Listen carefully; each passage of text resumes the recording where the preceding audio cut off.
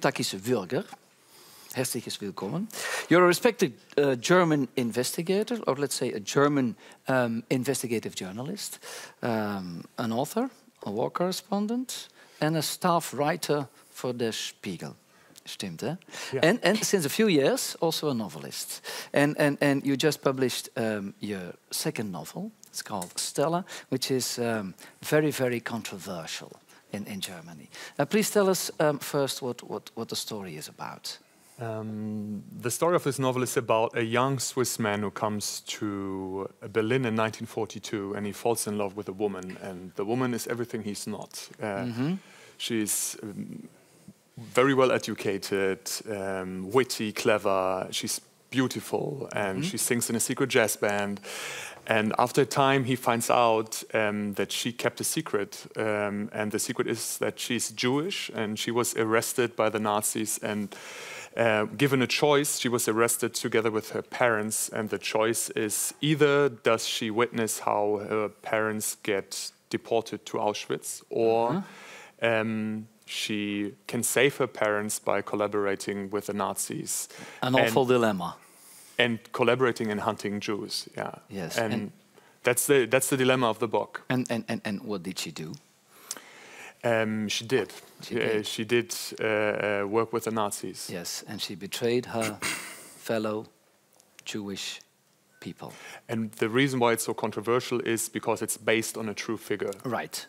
Yeah, this the woman in the title. Exactly. Stella Goldschlag. Right, Stella Goldschlag.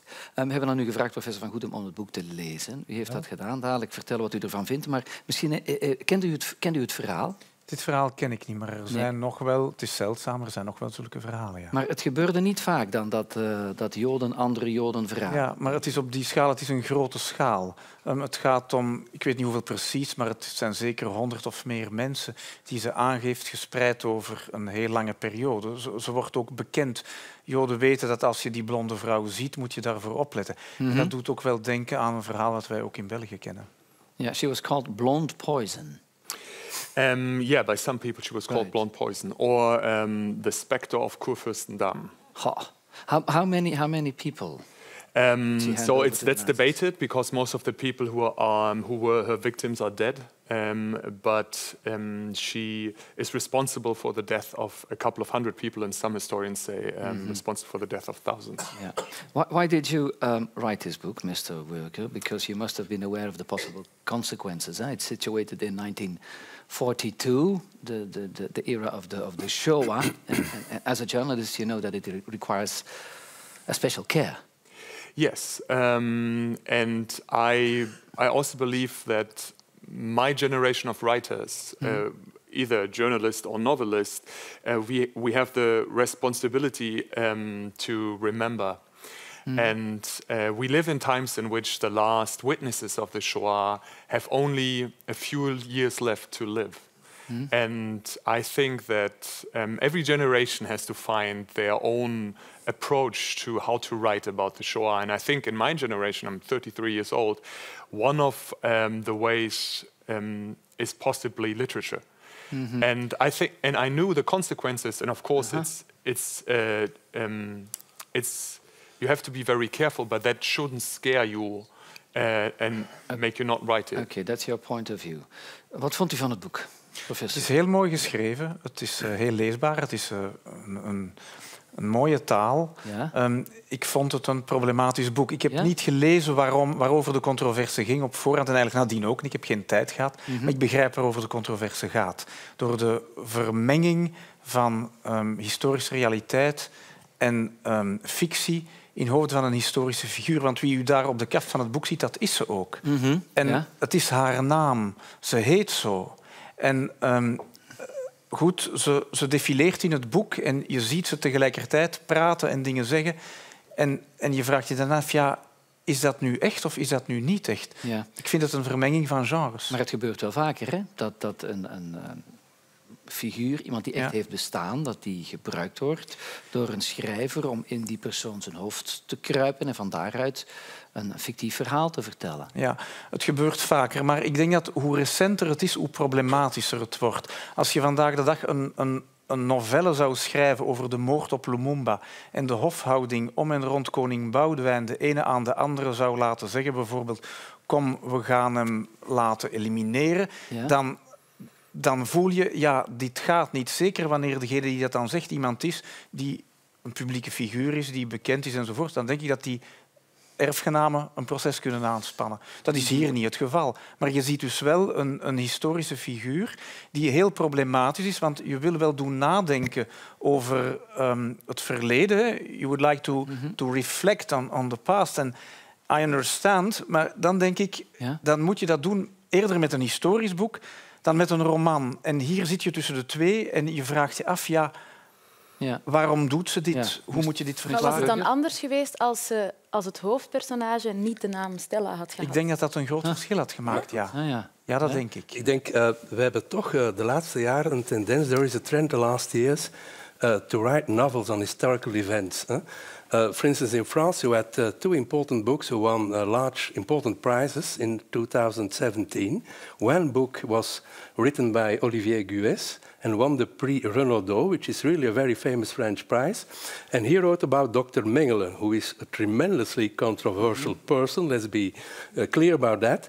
And it really described the life of Mengele after World War II until his death. Another book has been written by Viard, Eric Viard, and he won the Prix Goncourt that same year, and he described in detail all the negotiations and discussions just before the start of World War II, and he criticized thoroughly and tremendously the people, the entrepreneurs and the industrial elite of France. And also that was on the edge. It was the border of a novel. It was a novel, but with historical material. I think what you should do, of course, you should say clearly that it is a novel and nothing else, and that historical material supports what you are saying and that you have to make the distinction. That's obvious. Mr. Würger, how about their comment here? A lot of things have been... Well, it doesn't surprise me that an historian says that books about history should be written by historians. In my case, I wrote a novel, and it says on the cover it's a novel. This story is not written out of the perspective of Stella Goldschlag. It's written out of a perspective of a completely fictional person. And not in a single section of the novel do I claim to write the truth. And I mean, you pretty much said the thing I would say, and you added to it. I think writing novels about history is one way of approaching history. Right, but why not, as Daniela suggested, choose another name?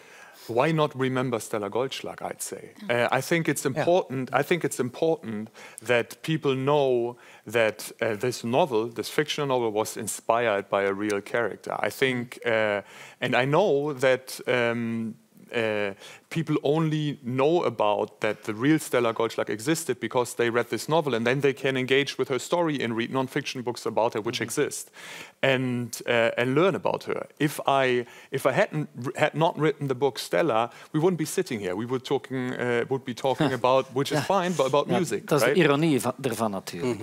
Ja, maar als je zegt, ik wil de figuur van Stella naar voren brengen, ja, dan moet je ze als historische figuur naar voren brengen. Er is een hele... Bijvoorbeeld de eerste keer dat ze iemand heeft aangegeven, staat daar dat ze weent. Dan vraag je je wel af, ja, weent ze wel? Want dat is wel heel belangrijk om te weten. Misschien vond ze het wel best leuk wat ze deed. Ze zegt ook dat ze niet Joods is, dat ze zich niet Joodse voelt. Dan vind ik dat heel essentieel, maar dan wil ik dat wel weten. Maar dat zijn eigenlijk vragen die je niet kan beantwoorden, want er staat in het begin ook... Sommige dingen zijn waar en andere zijn echt en andere dingen zijn niet echt. En je zit de hele tijd je af te vragen, ja, wat is hier echt en wat is hier niet echt? En het hoeft niet een historicus te zijn die dat allemaal schrijft. Mr. Würger, eerst even. Professor, may I ask you a question? Yes, please. Do you think that Henry VIII, Inglourious Basterds, Schindler's List, The Reader, they should all not exist? Ja, ik was ook aan Inglourious Basterds. Ik ben het ermee eens. Ik denk dat hoe recenter het is en indien het nog een betwiste context is, hoe moeilijker het wordt. Uiteraard kunnen we iets maken over de tuinman van koningin Victoria. Dat is best mogelijk. Maar als het heel recent wordt... Stel dat je... Neem het voorbeeld van... Een parallel voorbeeld van Lumumba. Stel dat je dus een plot zou opvoeren waarbij...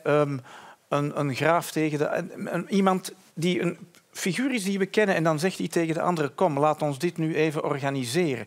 Dan zeggen we van, dit is erover, dat kan je niet maken, dat je dat in die zijn mond legt. Wat leg je in de mond van haar? Wat is hier echt, wat is hier niet echt? Het verhaal is heel interessant, maar natuurlijk, de problematiek van mensen die om zich te redden iets doen, ja, dat is wel een heel interessante problematiek. Daar ben ik het over eens. Maar als je als lezer... ik vind het persoonlijk... vind ik dat niet zo'n probleem. Ik weet als lezer dat ik fictie aan het lezen ben en dat er dingen dan blijkbaar waar zijn en ook dingen die niet... Dat zou mij niet storen. Ik weet dat het fictie is, dus dan mag die Stella heten of misschien is het Michel, het probleem dat de historici het boek lezen. Misschien is dat het probleem. Ik denk daar zo niet over na. Ik volg Amira daar wel in die zin. Je moet natuurlijk wel duidelijk zeggen dat het een roman is. Dat is vanzelfsprekend en dat je dus die vermenging zo goed mogelijk uit de weg gaat. Aan de andere kant zijn er dingen die je historisch nooit helemaal kan beschrijven, namelijk wat iemand ten diepste denkt, iemand anders. Wat wij nu van elkaar denken. Who knows? We zouden allemaal heel snel weglopen misschien. Dus dat zijn dingen die je alleen in een roman naar boven kan brengen en niet in een historisch werk. Ik ben het er zeker over eens dat een romanvorm een heel sterke vorm is.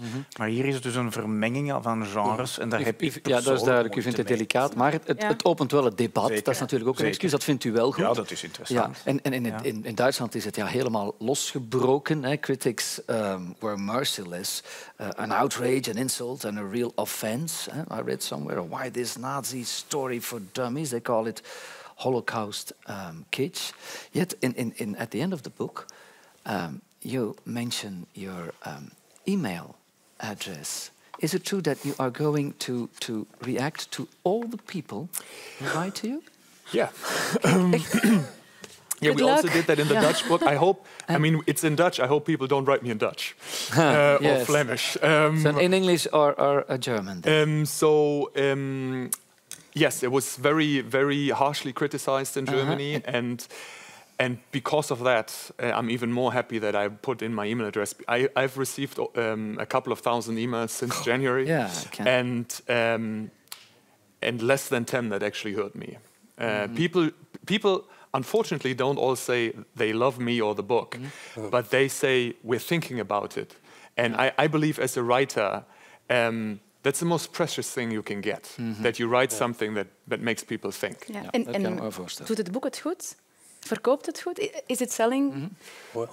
I mean, because of all the controversy. It came out in Dutch today. So in Germany, it was in the top 5 of the best-selling list for over 2 months. I had a question as well. Sorry, I was wondering, were you prepared on did you know while writing this that you would?